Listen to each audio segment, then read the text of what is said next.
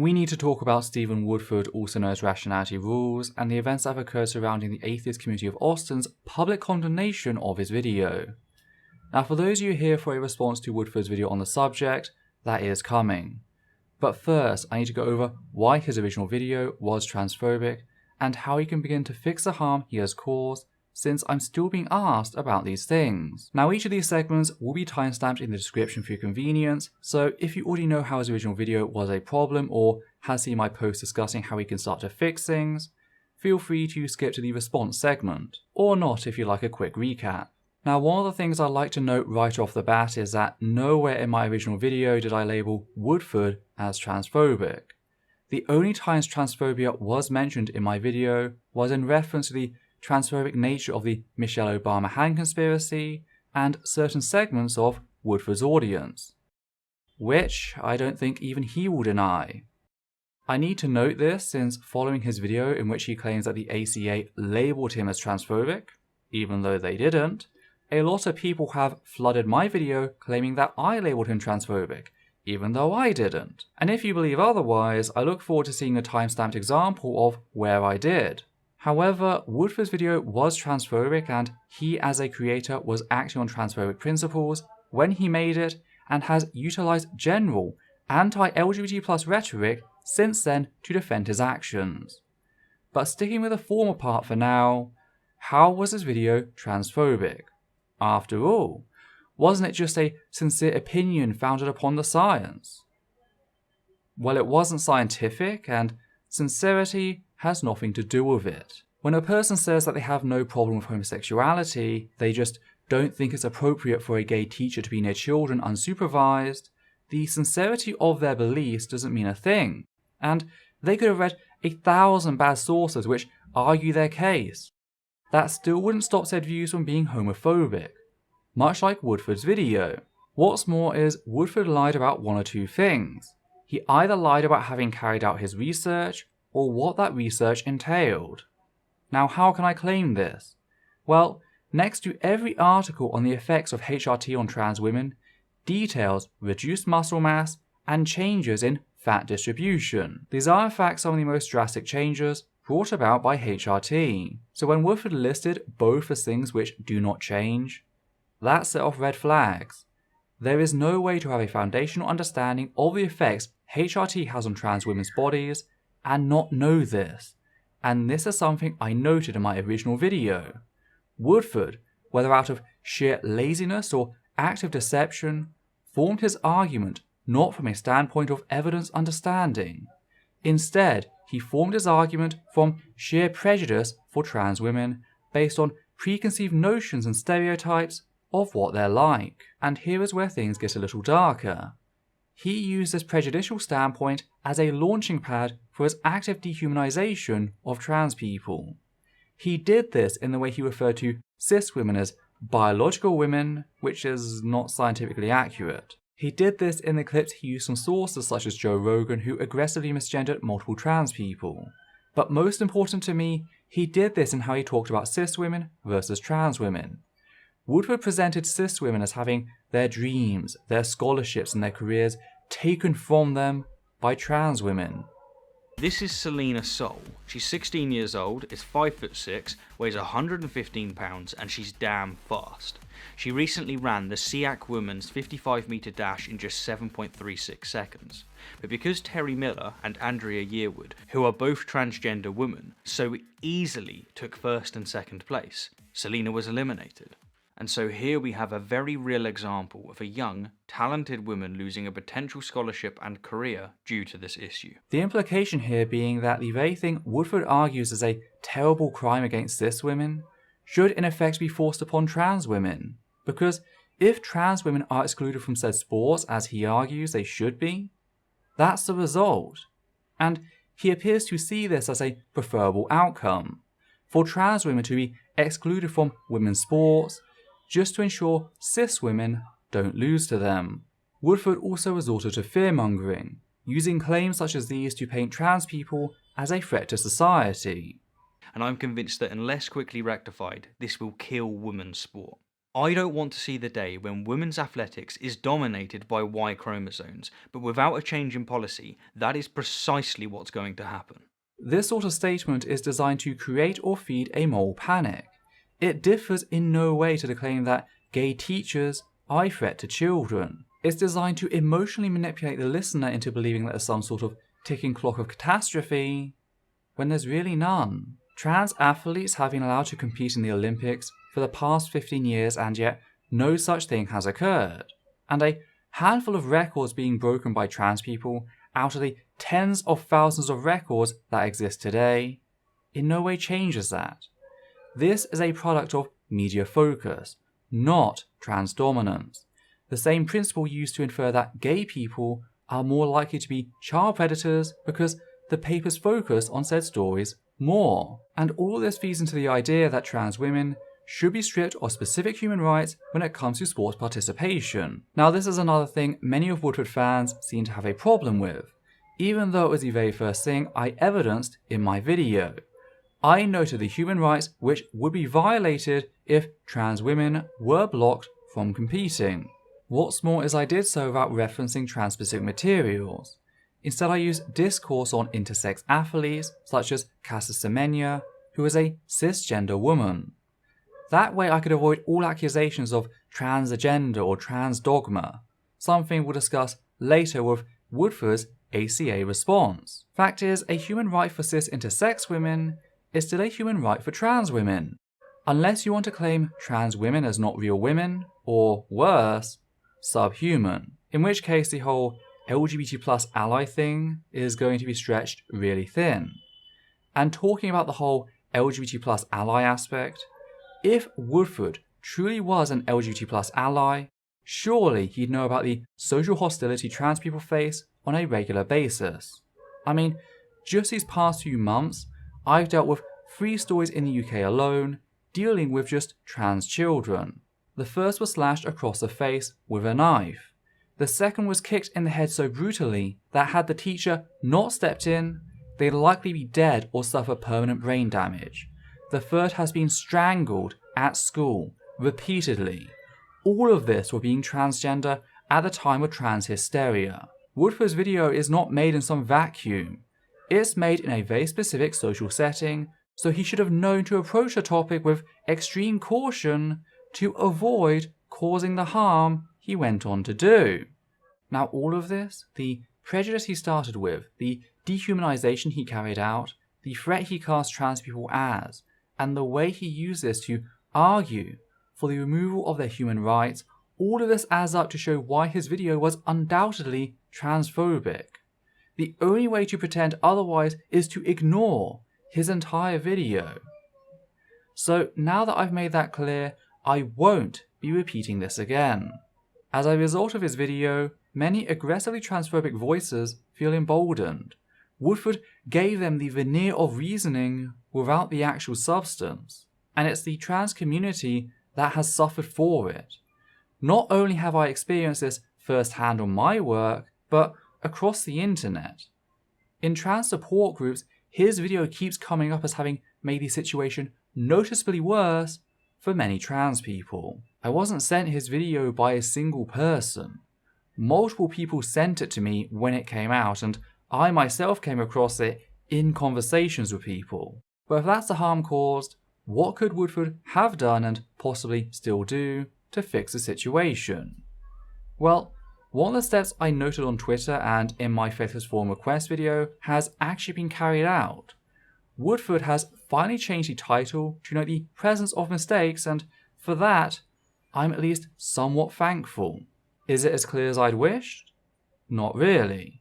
Is it too little too late considering my original response came out over a month ago and my Faithless Forum request video 18 days ago?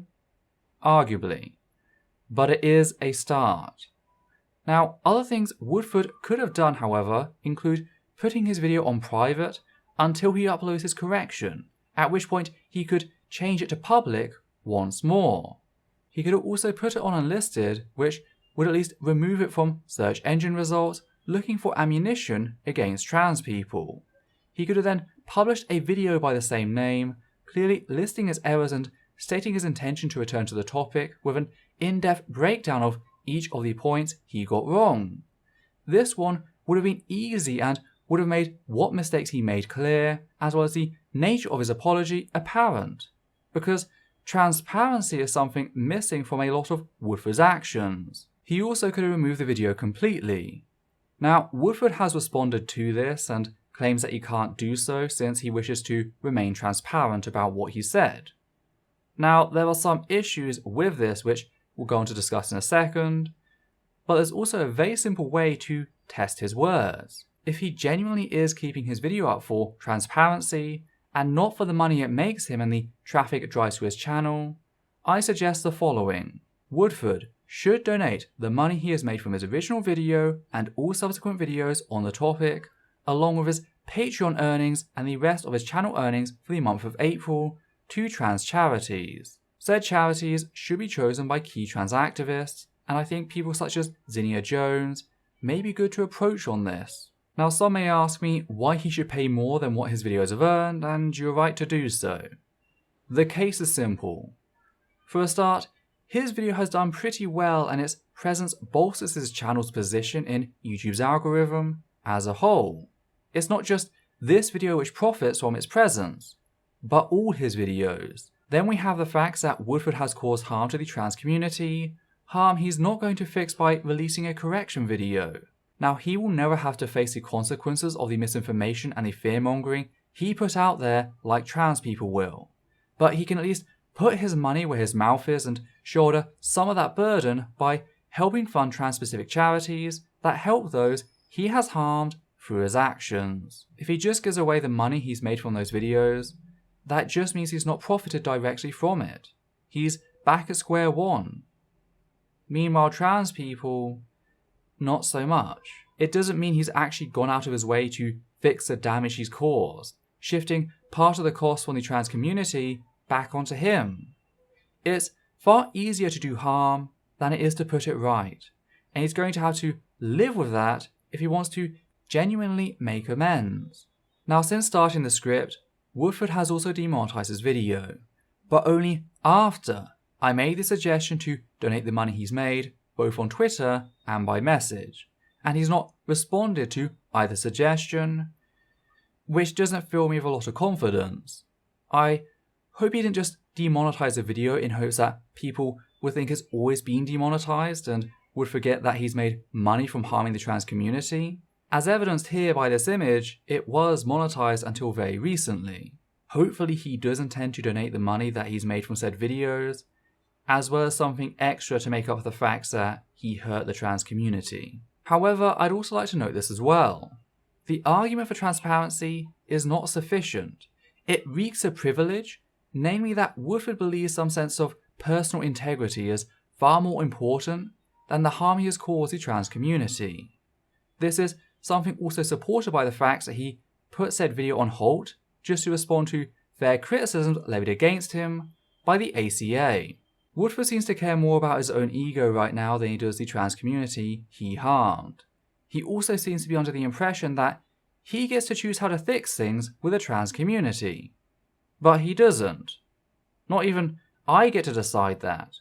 My solutions are not a checklist of everything he needs to do and then all is forgiven. I am not the leader of the trans community, but I am the one currently cleaning up his mess and giving active ways to start to fix things. So now with that out of the way, let us continue to review his ACA video titled, "I've been denounced by the ACA," accompanied by a thumbnail that depicts him as Galileo being labelled a heretic by the aforementioned ACA, playing the role of the Inquisition. Now we'll come back to the optics of the thumbnail later, but for now, let's check out the video. It is with great sorrow that I make this video, but I haven't really got a choice. I've just got back from Texas, and despite a very sour bite to end the meal, I've had a truly amazing time. I spoke at the Faithless Forum, fired some guns, threw axes, and even rode my first mechanical bull. But the highlight for me, outside of meeting many outstandingly wonderful people, was being a guest at the atheist community of Austin. You see, My interest in atheism and skepticism began by watching YouTube clips of Matt, Tracy, Don, Jen, Russell and Jeff wielding logic that was, at the time, far beyond my understanding. And so when I was featured as a guest on The Atheist Experience and was literally sat next to the Matt Dillahunty as we achieved the greatest all-time live viewership in the history of the show, I felt incredibly humbled. I literally fulfilled a dream. The community that taught me that free thinking is a virtue and that I ought to question everything, no matter how emotionally attached I am, just featured little old me, Stephen Woodford, as a guest. Honestly, it was one of the best days of my life. But once I left the ACA's warm hospitality to fly back to England, their board of directors released a public statement denouncing me as transphobic and heavily implied that I'm opposed to the LGBT+ community. Except if you read the segment you just highlighted, they say nothing of the sort. What they actually stated was, quote, "Recently the ACA Board of Directors was made aware that guest host Stephen Woodford, YouTuber Rationality Rules, has made ignorant and transphobic videos and statements on his social media platforms in the weeks leading up to his appearances on ACA shows." End quote. Notice how they focus solely on the content Woodford has put out and say nothing about him as a person. They also didn't say that this was a cause for a ban, going on to add the following in the next paragraph.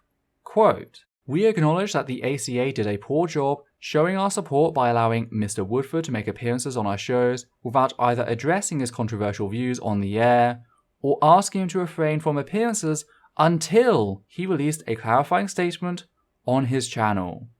End quote. So had Woodford acted in the 30 days since he published his video on the 29th of March and his appearance on the Atheist Experience on the 28th of April, this entire thing could have been avoided. So when you say you had no choice, that's not entirely true. You had a choice and you screwed it up by remaining silent. As noted, you didn't need to publish your final piece there and then, but you should have clearly listed your errors and what you intended to apologize for in the future. Instead, you chose to do absolutely nothing. Not even when I published my video detailing the factually void and harmful nature of your video on the 6th of April did you act. That still left 22 days between my video and your appearance on the Atheist Experience, 33 days between my video and their statement. Now, there's also a problem with the actions of the ACA, namely the fact that they continue to publish videos containing Woodford the day after their public statement. Now, this could be down to any number of factors such as scheduled publishing or simple miscommunication. But either way, it's really sloppy and sends out a confusing message. Sure, we'll condemn Woodford, but we're just going to keep profiting from his appearance. But returning to Woodford, I want to say this. Could you even begin to imagine what it was like for your trans viewers, people who have followed you believing you to be an ally, many of them even donating to your crowdfunding which, oddly enough, closed just before you published your trans athlete video, only to hear you make thoroughly dehumanizing statements about them and call for the removal of their human rights. There's a key difference between that and your experiences with the ACA. We live in a culture where trans people are the constant victims of abuse and violence for being trans. We do not live in a culture where the Stephen Woodfords of the world suffer for being Stephen Woodford. You may feel hurt, but that nowhere nears the crushing despair you induced in many trans people. So please, spare us your self-pity. Your pain doesn't even begin to register on the scale we live with every single day of our lives. And if you were an ally, you'd realize that fact and act accordingly. Which, as anyone who's watched a handful of my videos will tell you, is slanderous hogwash. I've defended the LGBT+ community countless times throughout my short career, and whenever a religion or anyone denigrates them, I point it out and I crush it where it stands. I mean, I even have a video in which I explain precisely why homosexuality is natural, and I frequently emphasise, while many won't, the fact that there's a significant amount of Muslims that harbour harmful anti-LGBT+ views that desperately need to be addressed. None of which actually shows your perspective on trans people, nor does it show how the description of a video, reminder that Woodford himself was never labelled transphobic, to be slander. People supporting the LGB and not the T is not uncommon. In fact, even the LGB segments or the LGBT+ community can harbour hostility towards trans people. I feel it's time for a quick history lesson since you lack some pretty basic knowledge about the LGBT+ community. Stonewall was a riot instigated by trans women of colour. When the police raided, they segregated people into male and female lines, took them to rooms and checked their genitals. If a person's genitals did not match what they deemed acceptable presentation for that gender, they were then arrested. When a group of people refused to be sexually assaulted by the police, everyone who was trapped inside was arrested. As they were dragged out and beaten in front of a crowd, various trans women of colour began to throw bricks and bottles at the police, and soon enough it broke out into the riot very similar to earlier riots. One such example is the Crompton's Cafeteria riot of 1966. After Stonewall, we of course saw the emergence of the Christopher Street Liberation Day rally, named after the street Stonewall is located on, at which point the trans community who had led the riots was subsequently kicked out. The gay and lesbian community turned on them, claiming them to be too radical for cis heterosexual people to accept. They argue that their very presence in the then gay liberation movement was a detriment to LGBT+ equality, that they were causing the gay community more harm than good. And that's how it was for decades. The UK charity Stonewall, named after trans-instigated riots, even forwarded transphobic authors who claimed that trans people were self-mutilators for writing awards as recently as 2008. Only in 2015 did they change their policy to finally start allowing trans people access to their resources named after the riots they instigated. It's like having a Martin Luther King Foundation which explicitly says no blacks on the door. So none of this proves anything, and as a self-declared ally, you should be aware of that fact. And even if you believe yourself to be supportive of the LGBT+ community, you lost the right to claim that as a defense when you spun trans people as an international threat to women's sports and called for the removal of some of their human rights. Now, to be as clear as I possibly can, I know that I made a few big mistakes within my recent video on transgender athletes, and as I've stated publicly, I'm working on a video in which I express my altered views and apologise for what I got wrong.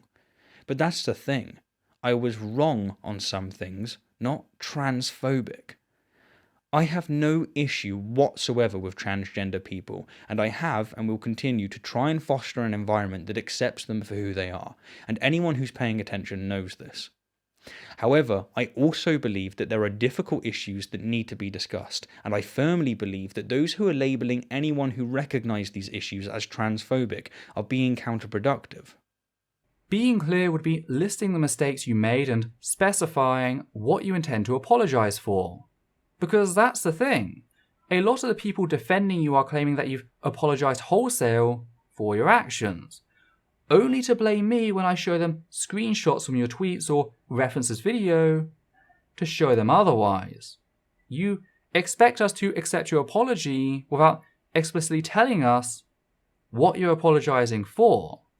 And that's some real childish stuff. It's like the child just says, sorry, and then the parent goes, what are you sorry for? Like, the fact that I have to do that is problematic. You say here that you don't have an issue with trans people, when in your original video, you very clearly stated the opposite here. And I'm convinced that unless quickly rectified, this will kill women's sport. I don't want to see the day when women's athletics is dominated by Y chromosomes, but without a change in policy, that is precisely what's going to happen. Again, we see this argument all the time with every other disempowered group. See my previous example, I don't have a problem with gay people, but gay teachers are a danger to children. Just like a racist will claim that they're not racist because they don't murder people of colour, or a sexist will claim that they're not sexist because they don't beat and rape women, or a fascist will claim that they're not fascist because they're not gassing people. You pretend transphobia is solely extreme acts, which it isn't. Transphobia, as with other examples, are not merely extreme acts of violence. It's the narratives which cultivate and lead to extreme acts. And this is why you don't get to draw the line. Just like people accused of racism, sexism, and fascism, there will always be someone who has done something you deem worse, and you'll always draw the line between them and yourself. What I'm telling you as a trans person who has studied what you are saying is that your words were transphobic and have resulted in massive harm of the trans community. And since we don't get to pretend that transphobia doesn't exist when they're stomping down on our heads, neither do you. Anyhow, yesterday, the ACA and its productions published a statement from their board of directors in which they accused me of making transphobic videos, despite the fact that I've only made one video, and they claim that I've published numerous transphobic statements on my social media platforms, though they neglected to provide any examples because, to put it bluntly, there isn't any. Not one, zero. Indeed, an organisation that prides itself on free thought and substantiating their views exercised neither of these values when they denounced me. Except for the fact that we all know why we're here. I mean, what did you expect them to do? Do you want them to drop a link to your videos to promote them? Now, as for the plurality of the statement, it could very easily be referenced to the fact that you naturally share said video elsewhere. But that's not the only way this would be justified. It could also be referenced to your recent Ben Shapiro video that I also noted in my original response. Let's play a clip from that and see if we can spot the problem here. Love him or loathe him, I'm sure you'll agree with me when I say that Ben Shapiro is one of the greatest debaters around. He's intelligent, quick-witted, excellent at avoiding distractions, is amply armed with references, and, of course, he wields some fantastic one-liners. When you make a substance illegal, the people who are criminals were criminals before and they're criminals after. Al Capone was not going to turn into a banker after Prohibition ended. Let me ask you this. Okay, I won't ask you how old. I will ask you how old you are, okay? Because you're young enough that it's probably not insulting to ask you. So. I'm 22, so I'm probably young and naive, right? No. Why aren't you 60? Why aren't you 60? And yet, despite Ben's prowess, I disagree with him on almost every major issue. Sure, I'm with him when he's dispensing unrehearsed emotional college students who embody the regressive left. I'm not denying your humanity if you're a transgender person. I am saying that you are not the sex to which you claim to be. But on most topics, such as politics, abortion, and free will, I'm fervently against him. Putting aside the Young Americans clip, the other clip he used was Ben Shapiro targeting trans people. And Woodford uses that as evidence of the stuff he agrees with. Ben was comparing gender, the psychological component of sex, to age, the measurement of time. On much the same basis that Woodford goes off the deep end in his trans athletes video with his slippery slope fallacy towards the end. What's more, if we're going to have mixed gender competition, then why not also have mixed age? I mean, nature endows her gifts unevenly, right? Some people develop quicker than others, and so let's do away with age restrictions and have Thor compete as a senior. Let me ask you this. Okay, I won't ask you how old. I will ask you how old you are, okay? Because you're young enough that it's probably not insulting to ask you. So. I'm 22, so I'm probably young and naive, right? No. Why aren't you 60? Why aren't you 60? There's also this bullshit idea that a trans woman is not a biological woman, that somehow they're of the male sex. Well, I've got news for you. A trans woman is a woman, and their sex, by proxy, is that belonging to a woman. It may not fit inside the typical range, but as anyone actually versed in biology will tell you, sex is not this clear-cut thing of tick box M or box F. And words which are completely invented, by the way, we weren't given them by some god or gods, have no value outside of communicating information as concisely as possible. Now, which of these communicates the most information in the shortest time? Person X is a trans woman, or Person X identifies as a woman but is male in sex. Now, not only is the first one better at conveying the information, it's not based on unfounded opinion like the second. The second makes a series of unsubstantiated claims reliant on how we define gender and sex. The first lacks all of that. It conveys that this person does not identify with the gender they were assigned at birth. It tells you the basics of their pronouns, their medical needs, etc., and it does all of that in a neutral fashion. But anyway, I feel I've made my point abundantly clear. If you use clips from a video titled Ben Shapiro Destroys Transgenderism and Pro-Abortion Arguments, leaving out the abortion aspects to show where you agree with someone, don't get upset when that's noted in its full context. Now, evidently, some of the ACA's staff and members felt it was necessary to distance the ACA from me because they either didn't agree with my views or they found me and my views to be abhorrent. And while I understand that the ACA had to make its position clear, they could have done this so easily without throwing me under a bus. They could have simply said, "We recognise that there has been some controversy surrounding Stephen Woodford's position on transgender athletes, and we would like to make clear that the guests who appear on our show do not reflect the thoughts and opinions of the ACA. We understand that his views have changed, and we are eagerly awaiting his next response." That, or something like that, would have been far more professional than making unsubstantiated accusations. But no, the ACA responded with a full denouncement of me and expressed regret for all the, quote, pain and anguish they've caused by allowing me to guest host some of their shows. And so, the ACA, by being reactionary, uncharitable and unskeptical, put me in the same category as actual transphobes, and I honestly believe that vilifying one of their supporters hurts the trans community far more than my honest mistakes. Which, again, I've made clear I'm going to fix. Except they did say, and I do quote, "We acknowledge the ACA did a poor job showing our support by allowing Mr. Woodford to make appearances on our shows without either addressing his controversial views on the air or asking him to refrain from appearances until he released a clarifying statement on his channel."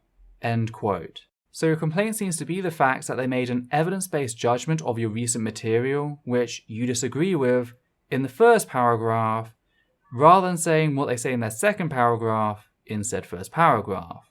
A judgment I have demonstrated to have been accurate on all accounts.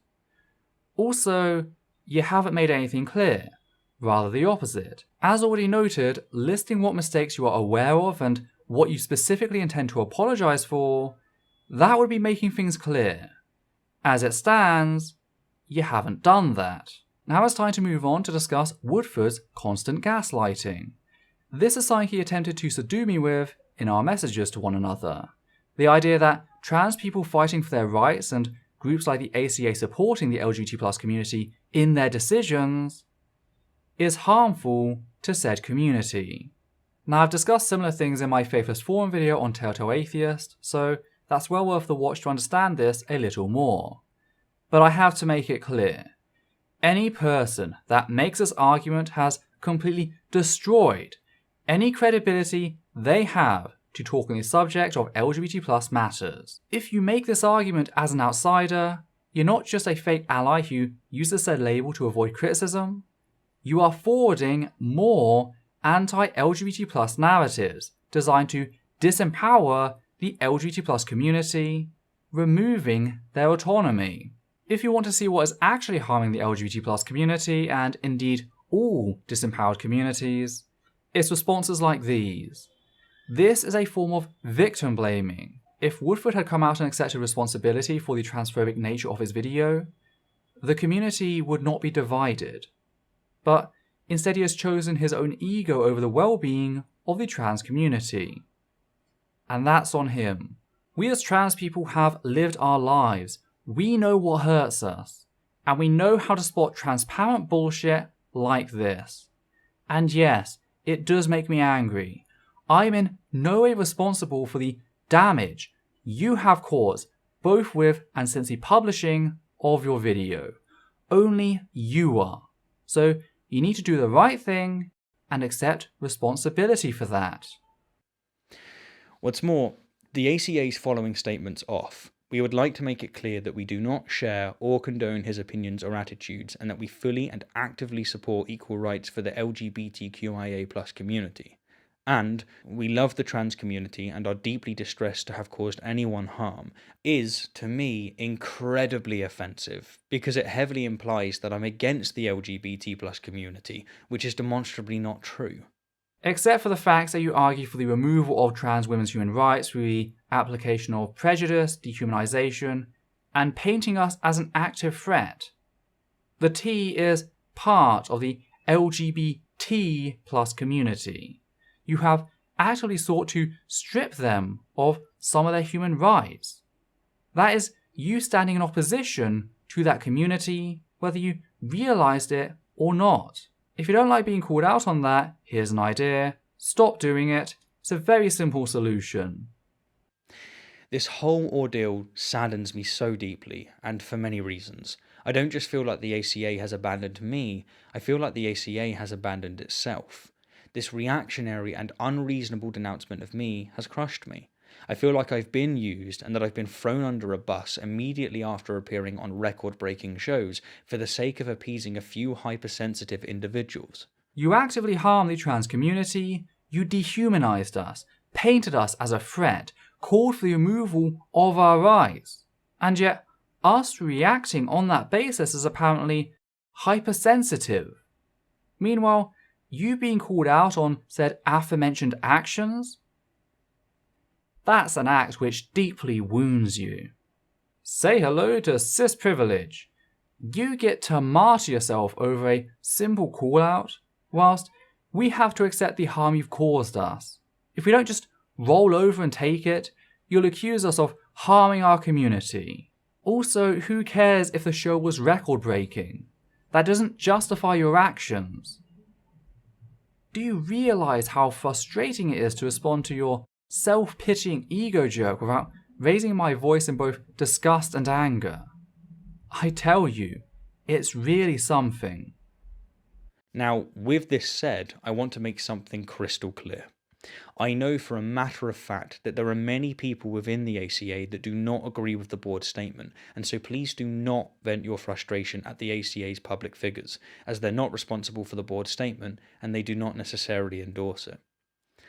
Honestly, I wish the best for the ACA, because they are a refuge and cornerstone of reason for countless people in Austin and indeed the rest of the world.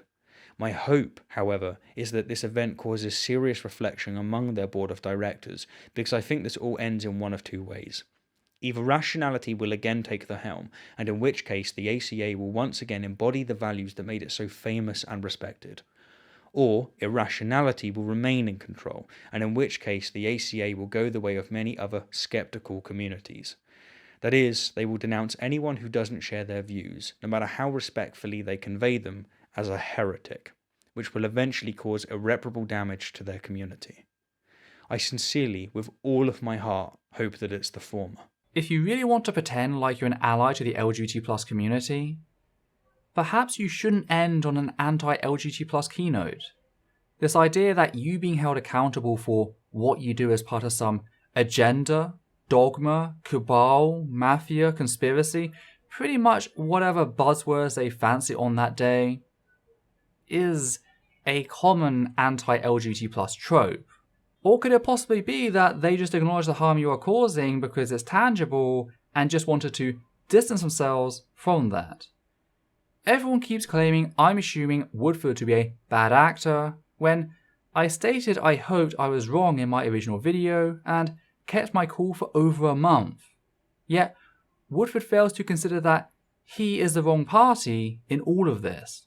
Instead, it must be some pro-trans dogma that has slain reason and overtaken the ACA. Speaking of things I ignored, after me and Woodford reached an uneasy truce, I ignored him commenting in agreement with a thoroughly abusive and dishonest creator who has it out for me personally. I kept my cool as he kept moving the dates for the video further and further back. For clarity, it was supposed to be out for the start of May, then within the first 2 weeks. Now it's apparently going to take another 10 to 20 days. But I kept myself cool even though Woodford showed no signs of wanting to help fix the damage he caused.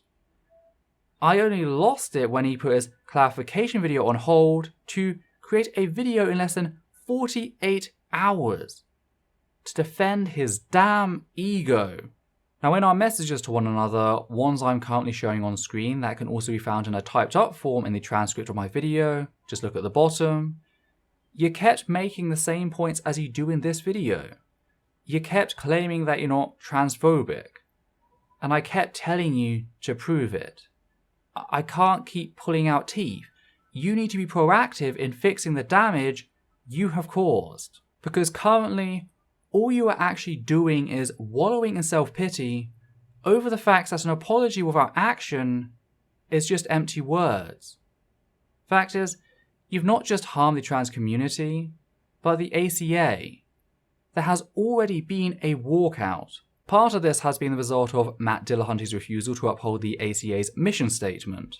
Part of this has been the result of the abuse many of the moderators received when the audience you cultivated swamped their pages and began to hurl anti-LGBT+ abuse. And I get that you tell them not to do this in your video, but you primed them for this by avoiding responsibility for the past month.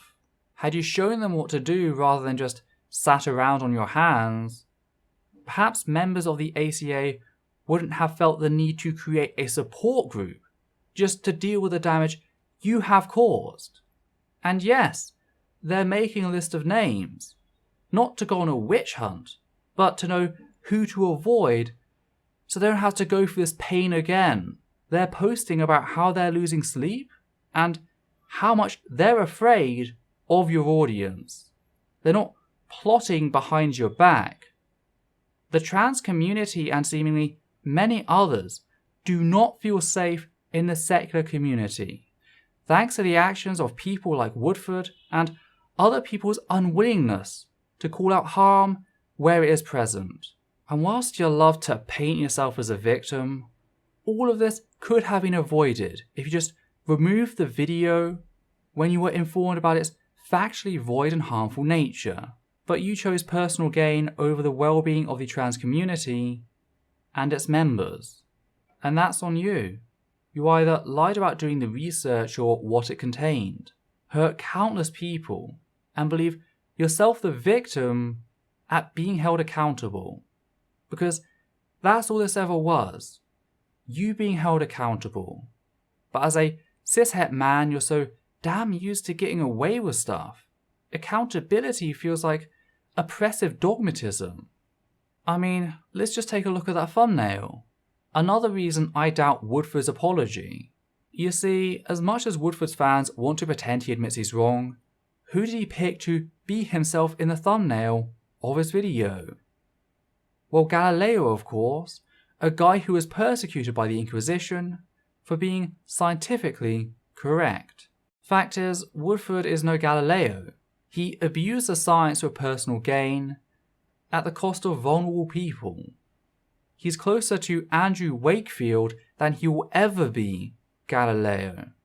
And it's time for him to do the right thing. It's time for him to be transparent, to take responsibility, and to start fixing the harm he's not only caused the trans community, but actively profiteered from. But what do you lot think? Has Woodford shown any genuine desire to correct his mistake? Can you do so without first acknowledging what those mistakes are? Does he need to ditch the self-pity and start listening to the people he's harmed? Did I miss something you lot noticed? If so, please leave us a comment down below. As always, please check out our other videos. You can support Essence of Thought by Patreon, and in doing so, help us reach our goal of becoming ad-free. We'd also like to say a big thank you to everyone who's already given to the channel, giving special thanks to the following people: Hannah Banghart, Matthew Kovac, Brad R, Muck Gay, John Schoenrock, Daniel Martinez, Zank Braxton, Ewan Heimberg, Alexander Williams, Atlas5, and Doyle Jackson. And from myself and Adita, take care.